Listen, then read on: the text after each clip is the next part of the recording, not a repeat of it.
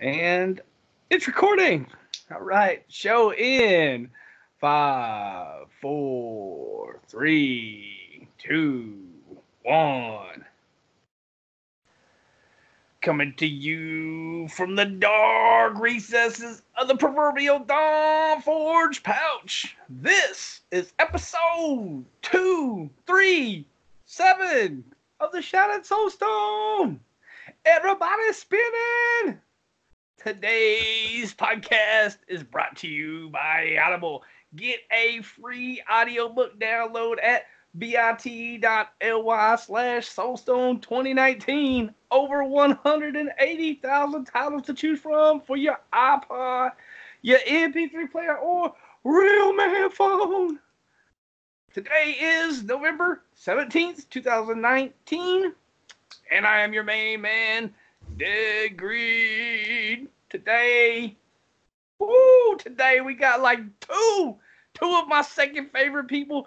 First of all, a special guest coming to you from Wolves and Dens. It's Wolfcryer. What is up, ladies and gentlemen?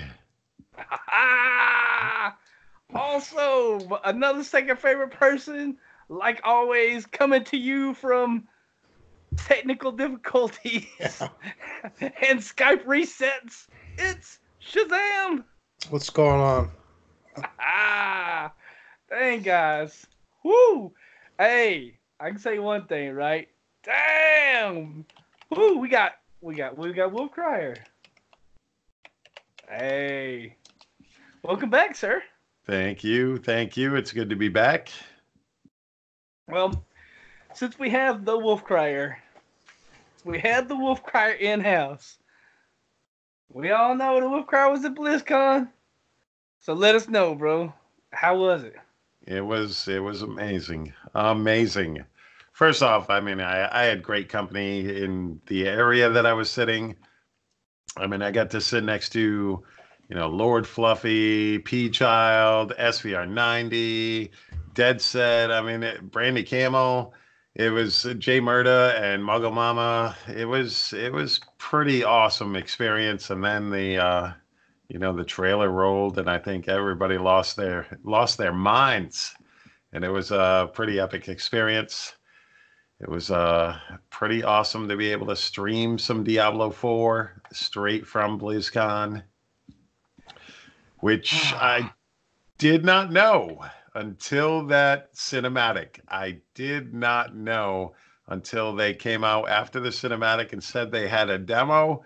That's when I realized what game I was going to be streaming. They did not tell me in advance. It was just crazy experience. And I got to be the very first Diablo 4 streamer ever.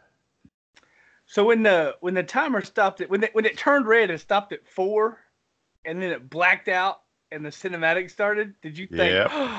oh shit, I'm gonna be playing some D4 today? I was hoping, but it wasn't until after they said that there was a demo there that I realized that, oh my God, this is really happening, and I'm up first. And I guess during the panel that went after opening ceremony, they listed all the streamers, and like my name being on top of that list, like right on the main stage up there. I mean, that was just crazy. That's when my stream jumped to over 10.5 thousand viewers. Yeah. Whoa. It was a crazy experience for me. On an average night, I'm between 70, maybe 100, 130 viewers, and then all of a sudden, I'm at 10.5. It was pretty epic. Can't even see it. Just. It was tough, but I think I did a pretty good job trying to keep talking. My mods did absolutely amazing during it. They didn't ban too many people. I told them not to. I told them to let through some of the stuff. Phone jokes were okay. All that stuff, as long as somebody wasn't being an exceptional jerk. They were to just let it play out, and it was an awesome experience.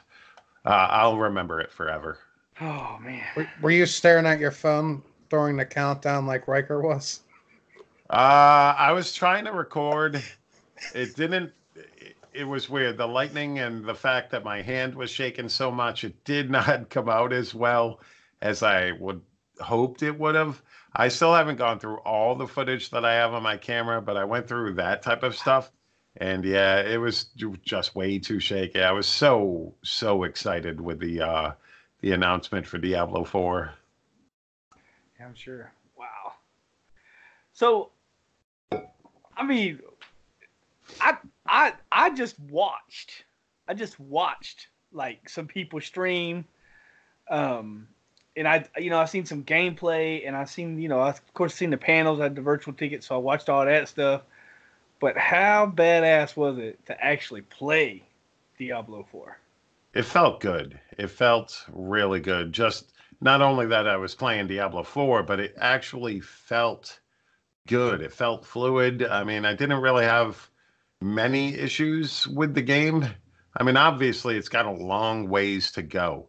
There's a lot of stuff they need to figure out, and hopefully they take some community feedback and all of that.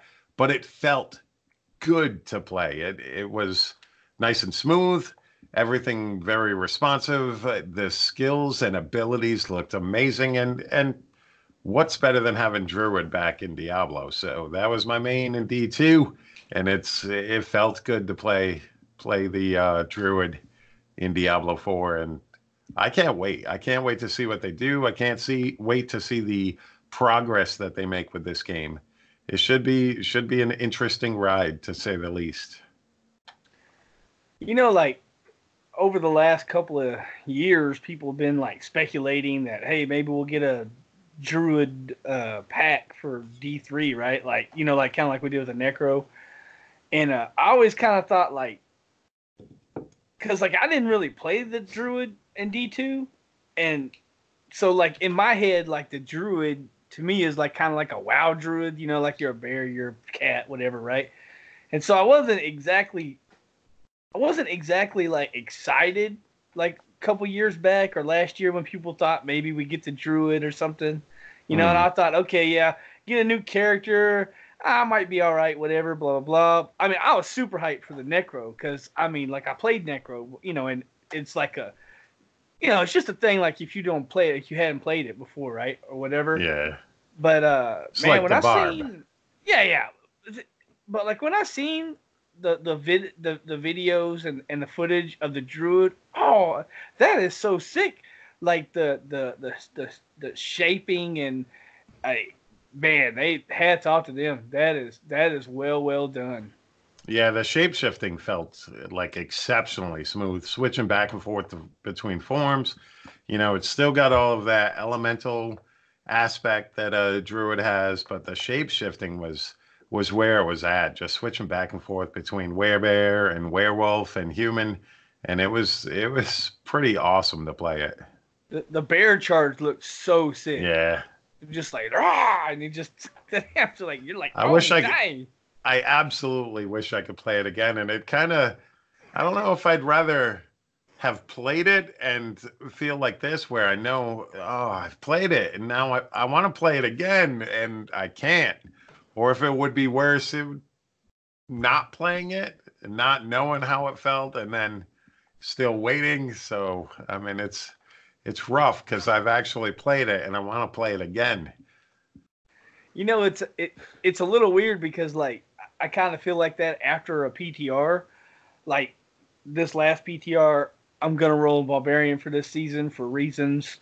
For reasons. Well, look, and I'll explain it to you because I injured my arm, and I was playing Wizard last season, and I had to quit. I had to quit the Wizard because it's just like it was just like right there on the top of my forearm was just on fire. I couldn't get through like 2 rifts without it just killing me.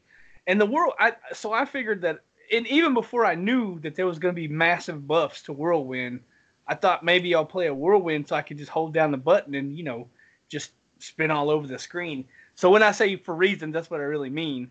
And gotcha. Of course, plus it got buffed like crazy. But yes, it did. Back to my point. The PTR came out, and I haven't been playing Diablo as much lately. I've been playing Red Dead, other games, blah, blah, blah. But, end of season. What are you gonna do, right?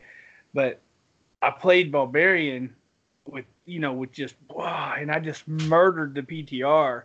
And then the PTR's over, and I'm sitting there staring at the screen, going, "Oh man, and I miss my Barbarian," which is it's not as bad as D4 because we don't have any idea when that's coming. Like Yeah, that's gonna be down the road.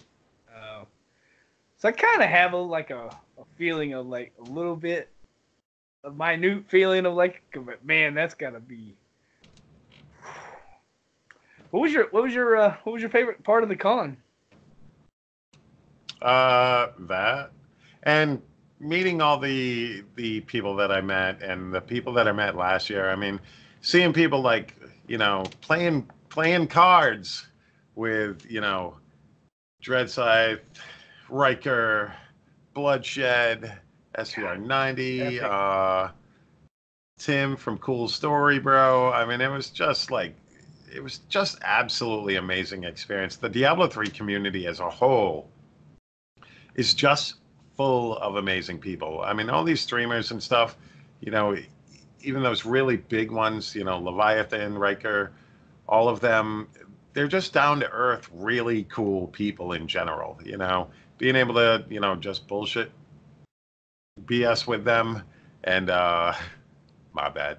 You're all right. All right.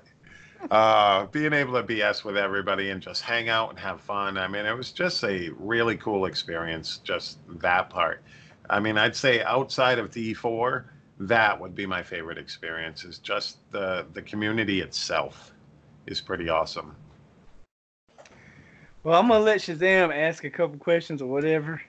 Because if you let me, I'll go on and on. It's too much, bro. I know I'm a huge fan of yours, but I'll nerd out. I gotta let Shazam get in here a little bit. Do you have any like online right now? The going like the people think that the last two classes are going to be the Paladin and the Amazon. Do you think anything different other than that? I do not. I think it's going to be the Paladin and the Amazon. It makes sense. The Amazon's going to be that range type of class, and the Paladin's going to be that holy class. You could switch out Amazon for Demon Hunter, but I don't think it's really going to fit the mold. And I think that you could have Demon Hunter come in later. But bringing back that Amazon, bringing back the Paladin, I mean, it's just taking you back to Diablo 2. Kind of, I think it's where they're at with the Diablo franchise. Is kind of, not forgetting entirely about Diablo 3, but pushing past it, and I think that bringing in those two classes, I mean, you could have the monk instead of the Paladin. Maybe that's a thing. But the way I see it, a lot of those classes are already in Immortal. So it gives the perfect opportunity to bring back the Amazon and the Paladin into Diablo 4. Because if you want to play the others, you can still play them in D3. You can still play them in Immortal. They're more up-to-date games than Diablo 2. So I think that's where they're going to go with it. See, I've noticed on Twitter, at least on the Diablo one, they are hearkening back to Diablo 2 quite a bit with like the Duriel cinematic that they have on there now. They just released on Friday. And obviously everything else, it almost is like they're trying to forget about Diablo 3 and bring it back to Diablo 2 with like darn near everything. Well, I think they're still going to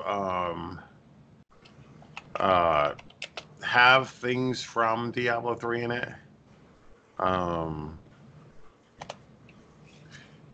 I think a lot of it's going to have all of the 7 evils in it. I think that Lilith is, if I was going to hypothetically figure out what's happening with it, we know that Andariel's most likely in it. We know that Duriel's in it, which means that it could also include Belial and Asmodan, as well as Baal, Diablo, and Mephisto. If we know that we're going into hell, we know Mephisto's involved because that's how we're going to get to. Why am I not thinking off the top of my head? The angel there, Lilith's boyfriend there, father of the Nephilim. Anarius. Yeah. So that's how we're probably going to get to him. And we're probably going to have to fight Mephisto. I'd have to say that Mephisto is going to be in it just because it's Lilith's father. And it's just going to, I think, follow that type of progress in the game. I think all 7 evils are going to be in the game. And that's going to bring back Asmodan. It's going to bring back Belial. You know, and like I said, you got Baal, Mephisto, and Diablo as main baddies.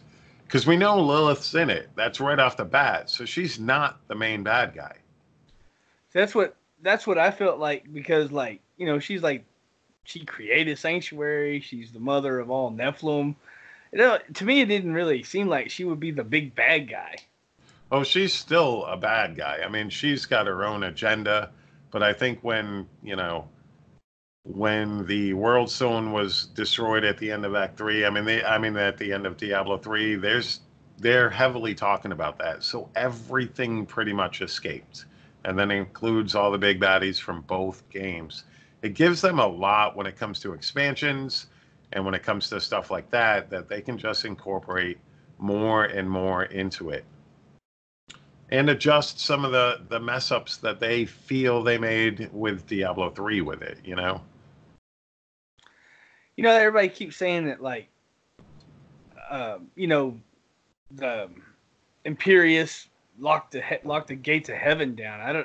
You have any thoughts on that? Like, how or are we gonna see it? You think we'll see heaven at all in this game? I don't think we'll see it in outside of maybe cinematics. I don't think we'll see it in Diablo 4. Maybe in an expansion, but I think they want this grounded. They want it dark. They want it gritty. They want the fact that everything now after Diablo 3 and what happened after Reaper of Souls, everything sucks. And they want to portray that in the game is that the world's not a fun place to be. I think that's the route they're going with it, and that everything's just not cool.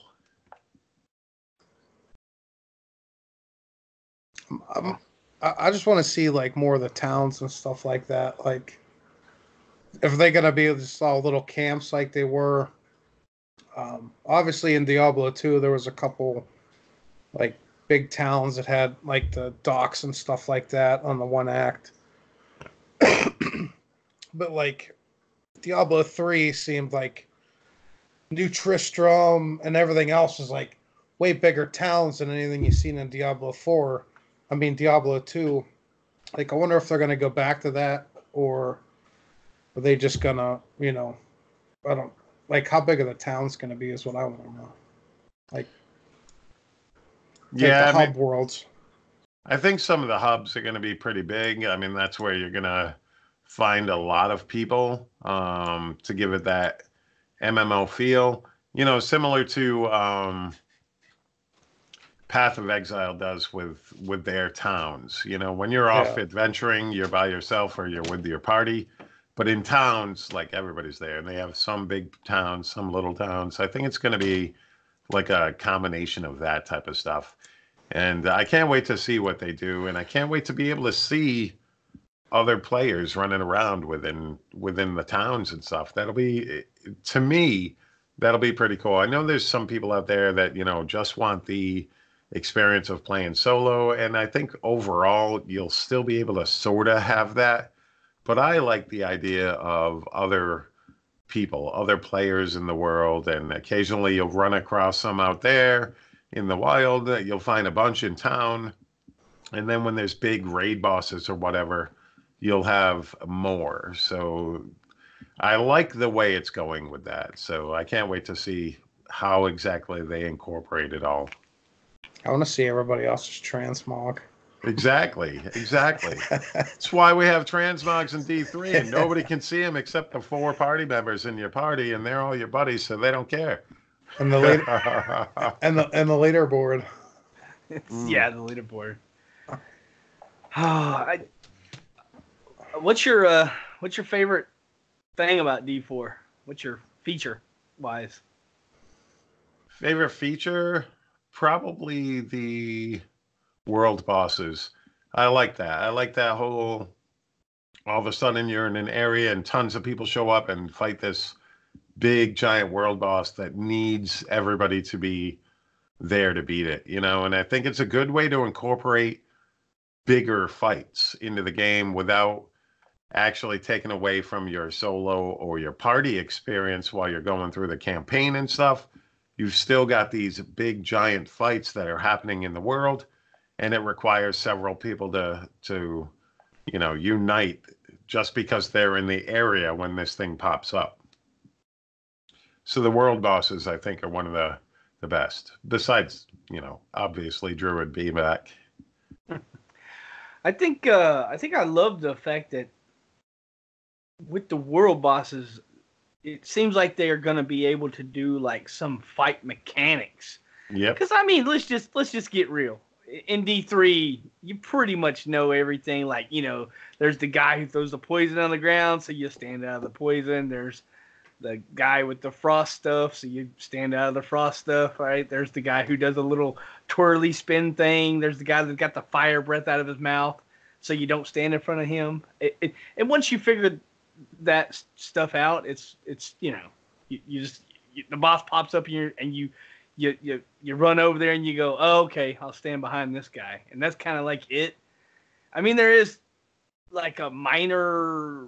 There's some mechanics, but I know what you mean. But I think that because like the one that they had at BlizzCon, he had like this big swoop thing where like the tentacles or his arm or whatever you want to call it, wing or whatever the hell that was, and he had a deal where he would like spike people down with this thing, and you could use you know, like all your stuns. Yeah, you could use your stuns to like to make the fight better.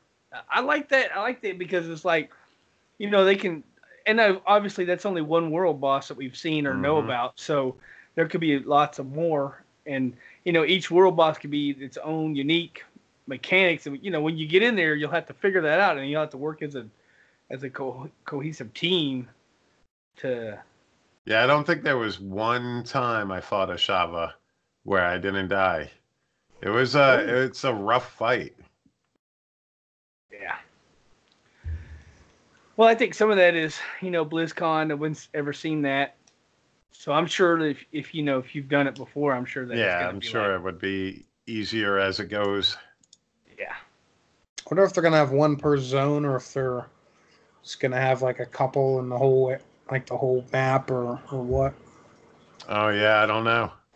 Yeah. We'll have to wait and see. I can't wait to see, you know, the mounts in action. Besides that little clip that we were shown.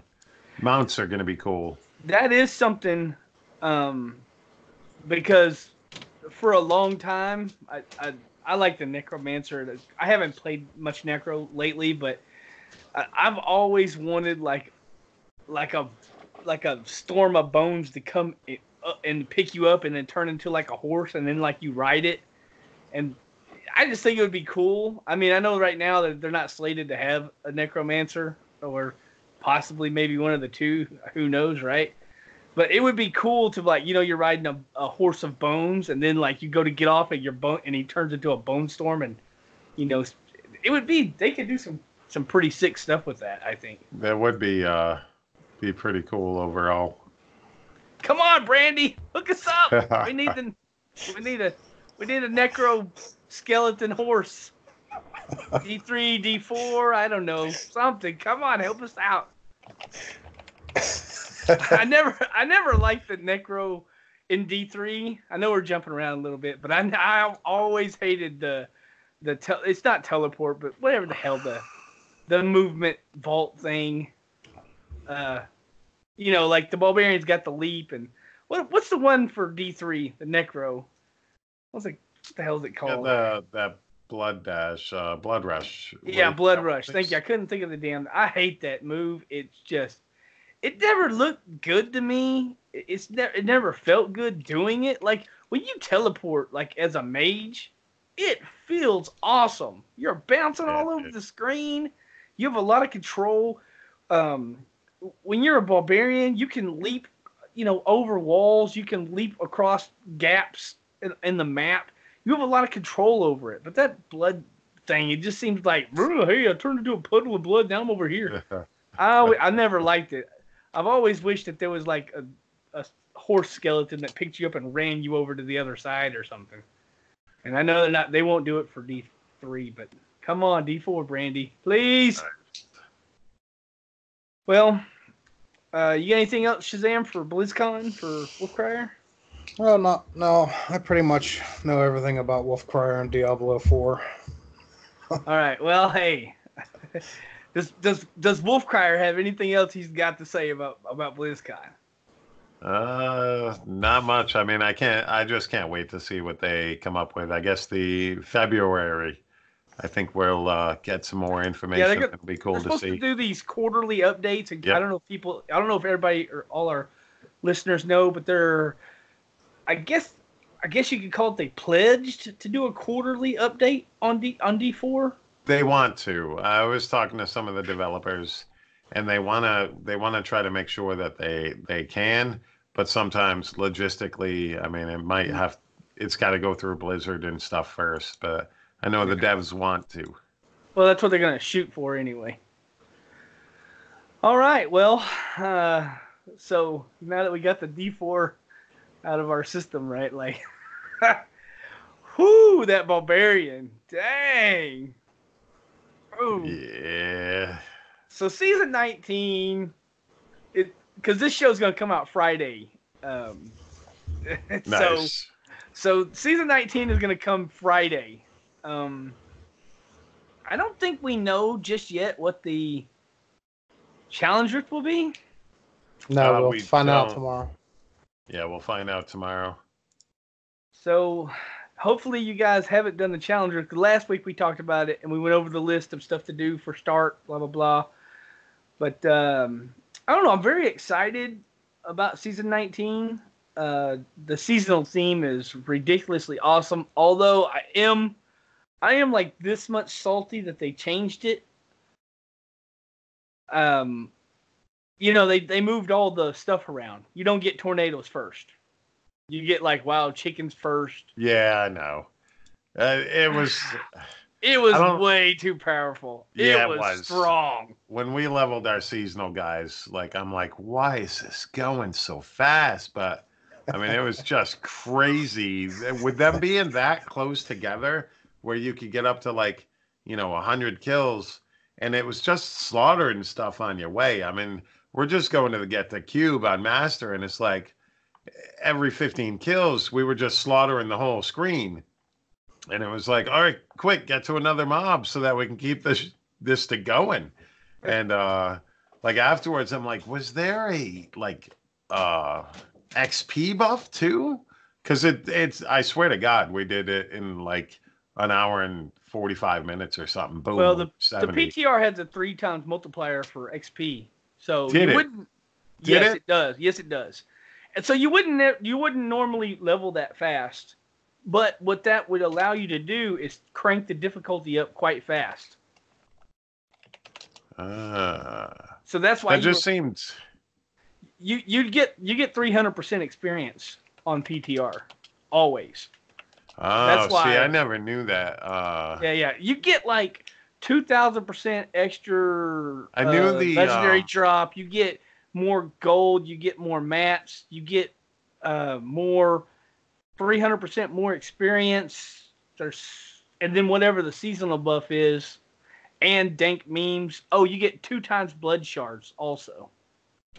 Yeah, you get double blood shards and increased legendary drop rate. But I didn't know it was. Yeah, it's always like that. Increased. 300%. XP. Yeah, which is one reason why you leveled so fast. But the other reason why you were leveling fast is because them tornadoes. I understand Blizzard rearranged the thing. I call it a nerf. I understand it because 15 kills is super easy to get a hold of.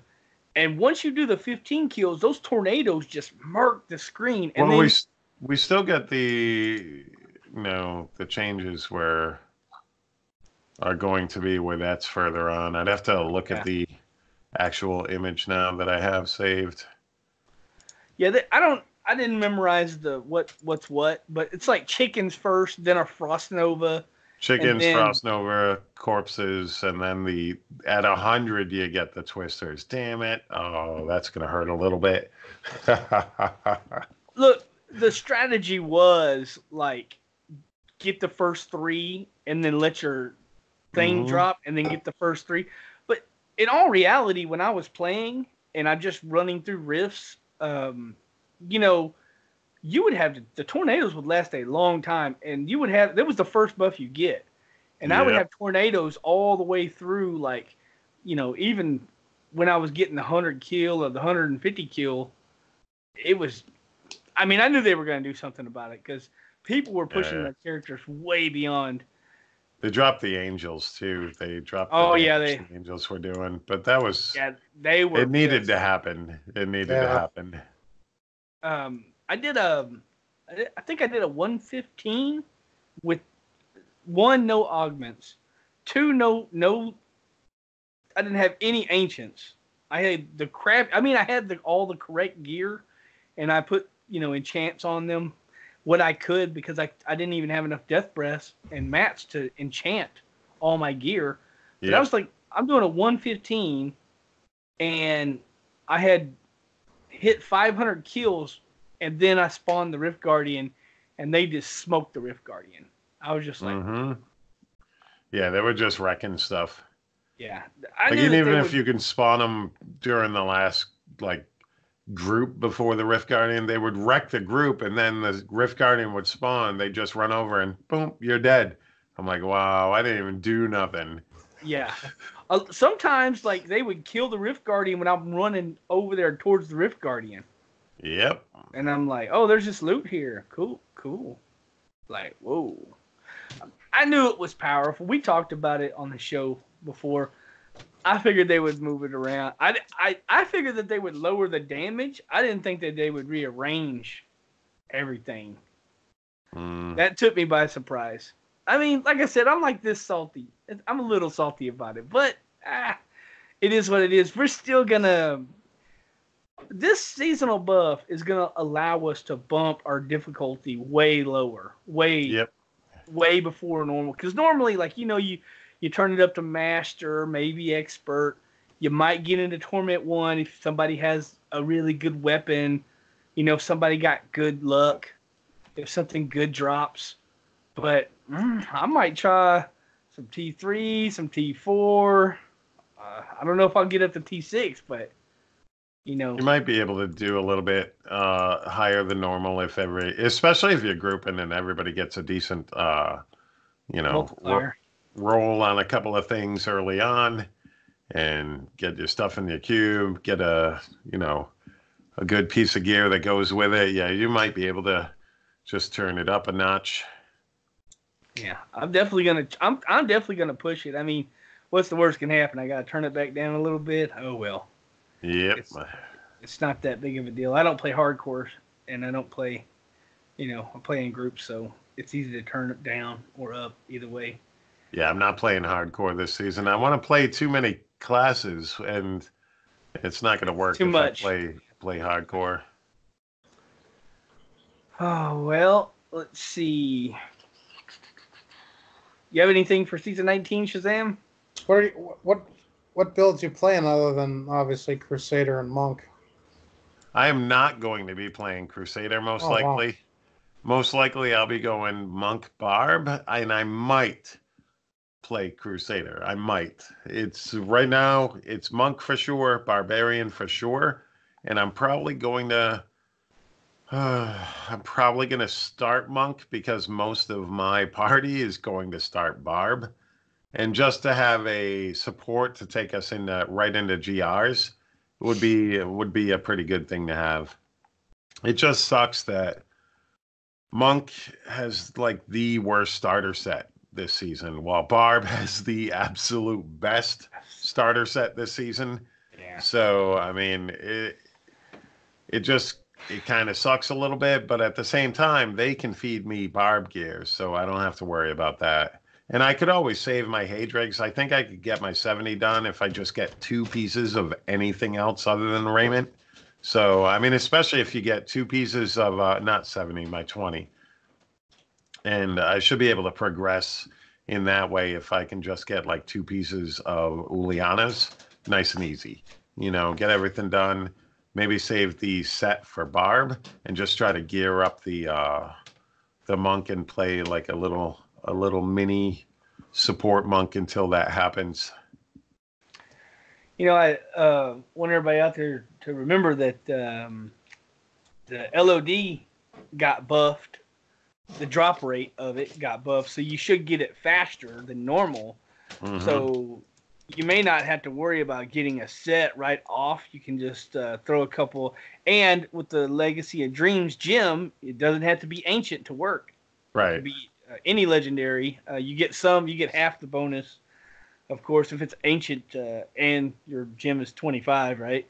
If you level it up 25, you'll get double bonus on your ancients. But, you know, for stuff like soloing your 20 or one of the conquests is 45 no sets.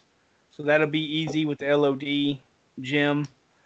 And there's a few others, you know, for completing your journey. But, you know, like you were saying, if you get some other pieces, heck, you know, just get your LOD gem and throw some legendaries on and get after it. And probably be able to put something together. The 20 for monk is pretty easy, without a set. If you can get an LOD, I mean, because all you really need is the burning EP, and you're pretty much good to go there. If you get a nice strong 2-hander, you're good to go. I could guess what Shazam's gonna do, but I'll ask you anyway, brother. I'm playing the UE. Of course I am. Always, right? UE Demon Hunter, man. And after that, I'm probably gonna play Crusader. I don't know. I don't know what class I want to push with, to be honest with you. I tried monk last season, and I got to like 150 on the leaderboard in the first like couple weeks, and then I just gave up. I gave up on the entire season. And at the end of it, I was like 500th or whatever. So not very many people were playing monk or season 18 or whatever. I forgot what I ended at on the hardcore monk boards. It wasn't that high. I'll look it up. But I don't know. I'll probably do the new set with Crusader and see what happens. If not, we can always fall back to Blessed Shield and. It looks fun to play because like you put them, you know, and it's like this lightning show. But for me, it looks really clicky. It is really clicky. It's one of those stutter step builds. Like for me, while I was testing it on normal, I'm not used to those builds. Maybe a Demon Hunter would be very good with those, you know, stutter step builds. But it was definitely one of those builds that it's going to take some getting used to for those who aren't used to playing that play style. For me, with like clicking right now, it sets my arm on fire, and I can't. I don't want to sit here and have my arm. I don't want to take an Advil every day to play freaking Diablo. I mean, you know. So I'm just gonna chill on this season and spin to win Barbarian and hold that left click down like a champion. Nice.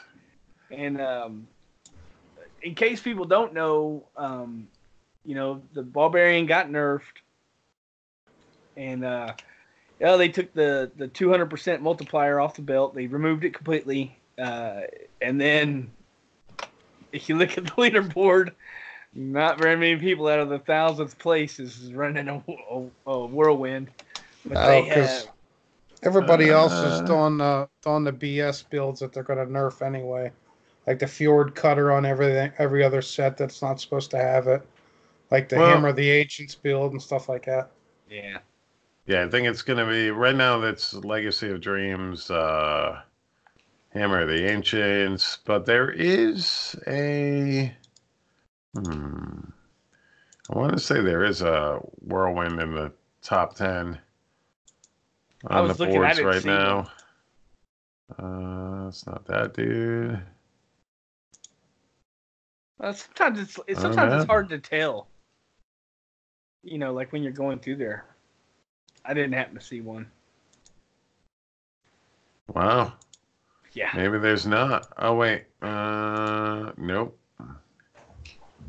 Currently, there doesn't seem to be. Well, that'll change because the reason why I brought it up is because they're because like the community was like, hey, this is, you really nerfed us here. It's, come on, help us out. And so, you know, like Blizzard, they got together, they seen all the community feedback, and they're giving us the belt back. It's not as strong. They're not giving us the 200. I think it was 250 or was it 200? It's the belt. So 100 to 150 they're giving back. Yeah. Now they're going to give us 100 to 150, which is not as strong as it was, but it's not as weak as it is right now. So it's going to give us a little bump. I'm not even going to say that it 100% needs it, but it'll help, right? Because they nerfed us by like around, people were saying 7 greater rifts, which, okay, 7 rifts. That's a lot. I mean, 7's a lot. So, you know, I think now they're saying 3 is what it is. Down by 3 now, which 3 rifts isn't that bad.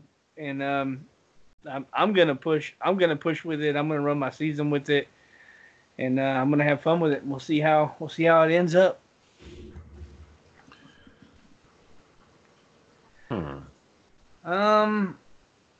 You want to go over Crusader stuff, patch buff, all that? The Crusader, it's obviously doing 150s right now with the new set and the Shield of Fury and everything, because it's basically this preseason's Bone Ringer Necromancer from last season. So, yeah, they're going to nerf it, and they're going to make the Shield of Fury only have 20 stacks of power, so therefore they're capping it, just like they do the Bone Ringer, so it's not going to be as powerful as it is currently. So you're not going to be able to do three what the hell is it called? 3 supports on one. Oh, yeah. Aegis of Valor to 150. So, yeah, that's about what got nerfed. Now, I did actually find a barb, by the way, on the leaderboards. Running the Whirlwind, but unfortunately, like a lot of the things on the leaderboards, they're using Fjord Cutter where it's not supposed to be. Fjord Cutter is only supposed to affect Seismic Slam. Yeah. And it's currently affecting everything, including Whirlwind and, you know, Hammer of the Ancients. So all of that stuff is being affected by it. So once that goes into effect, we'll see what barbs can actually do.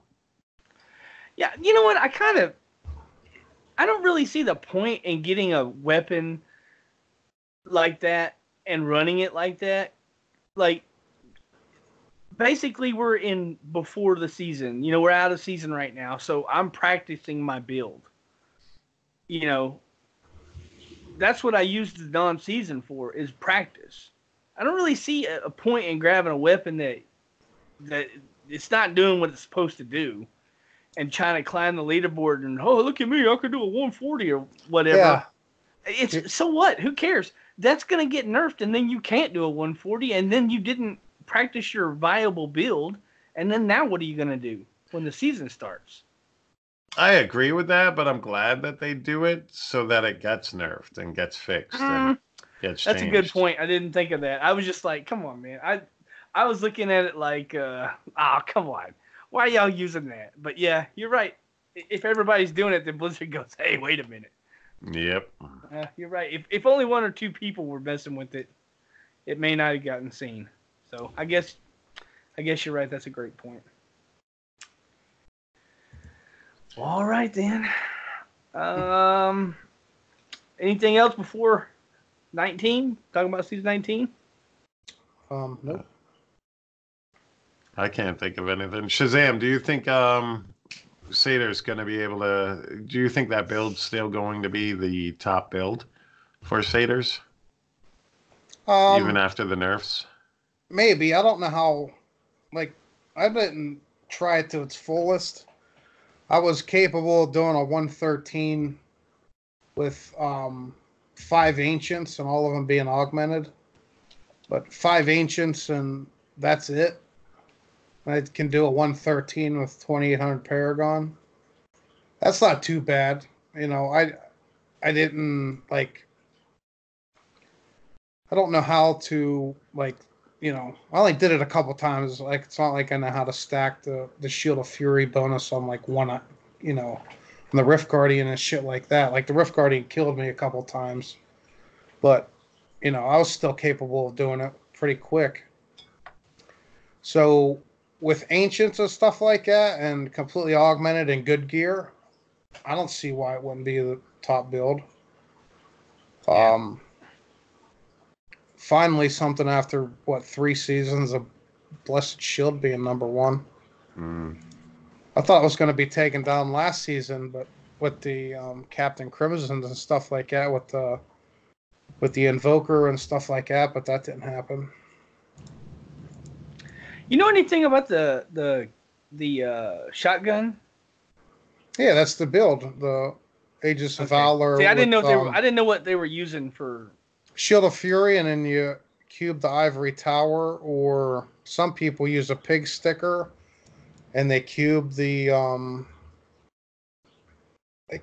they cube something else. I think they cube the Fate of the Fel. Yeah, they cube the Fate of the Fel. They don't even use the Ivory Tower, so I don't know how that build works. I've always been interested. I built one before, a Shotgun Crusader, and kind of played it a little bit, but then like one of the seasons started, so I ended up not messing with it. I ended up doing something else because it wasn't really a viable build. It was just something I was doing like off season or something. Yeah. And I've always loved that, like, you know, it's like you just like the, you know, just, you know, it sounds cool, and it, I don't know. We'll have to see how it works out, because I'm interested in it anyway. I'm gonna play the barb because that's clicky as hell. So I gotta stay away from the clicky. You're gonna drag me back to the clicky, man. I can't help it. Right? I don't know. I mean, you know, what are you gonna do, right? Oh, well, hey, we got friends, and that friend is Jen. And Jen's got a podcast. That podcast is Jen's Lore Corner. Where can you find her podcast at? That's right, bookofjen.net. Last episode we had the lore. That was all, you know, and you can go in there, and she has all that lore about D4 and all that, Rathma and Lilith and all the good stuff. So you can, if you're into the lore, or if you want to know more about this game that we play, you can go over there, bookofjen.net. You can check that out, because she does a great job. Those are not like 3-hour-long episodes. They're about 15 minutes or so. So, like, you know, you can get one in on the way to work or something, or whatever you want to do. So yeah, go check her out, because that's an awesome thing. I'll let Wolfcryer plug all this stuff, because this man's got a lot. Nice. You can check me out, youtube.com/Wolfcryer, twitch.tv/Wolfcryer, Twitter @WolfcryerYT, and don't forget, ladies and gentlemen, to check out Twitch streams this week for Level with a Cause streams.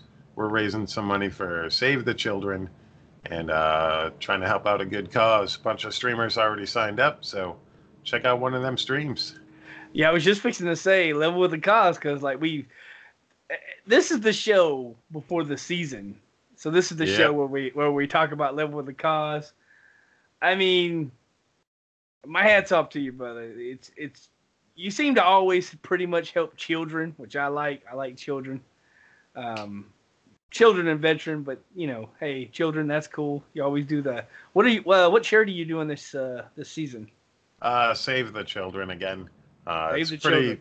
pretty good charity. They do world work on, globally. It's a worldwide organization, so it's a good way to unite the Diablo community behind a very good cause.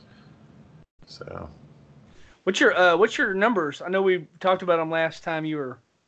Level with a Cause so far as a whole has raised over $50,000 for charity now. Damn, 50 G's. We broke the 50,000 mark last season. It's been a surreal and epic experience, and it's the Diablo 3 community that made it all happen. It's been crazy awesome, and it's good to help people and to see that it's impacted. All the streamers that have helped out, all the people that have donated. It's a pretty good thing. Well, like internet high five, bro, because man, Thank 50 you. G's, bro. Damn. Hey, that's completely awesome. I'll let Shazam if you want to chime in. No, I'm good. I don't want to keep him any longer than this. All right, brother. We normally do our other media, other stuff. Look, I watch shows. Shazam watch shows. I'm sure Wolfcryer watch shows, but I want to get Wolfcryer back to his stream. So I'll let Wolfcryer say goodbye. You guys have a great night. Thank you all. I will tell our community, hey, join our Discord, check us out.